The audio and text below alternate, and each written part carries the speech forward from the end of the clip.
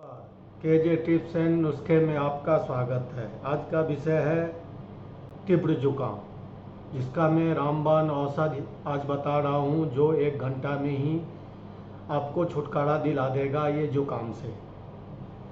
बहती नाक, गले का खराश, सिर दर्द हो रहा है, आपको तुरंत दवा का उपयोग करना उचित नहीं है। यहाँ पर मैं आपको घरेलू उपचार बता रहा हूँ जो आपको इस बीमारी से छुटकारा दिला देगा। अगर आपका लक्षण ज़्यादा खराब है तो आप डॉक्टर से ज़रूर संपर्क करें।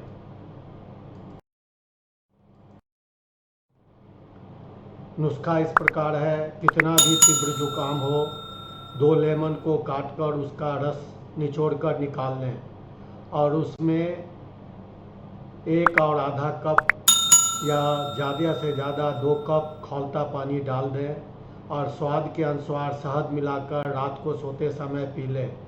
यह जुकाम का रामबाण इलाज है और आपको एक ही खुराक से आपका नाक बहना, गले का खराश, सिर दर्द सब खत्म हो जाएगा। आप इसको आजमा के देखें, ये बहुत अच्छा नुस्खा है।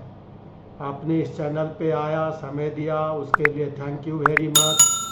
और इस चैनल को लाइक कीजिए, सब्सक्राइब कीजिए और दूसरों के साथ शेयर कीजिए। Thank you very much. जय हिंद।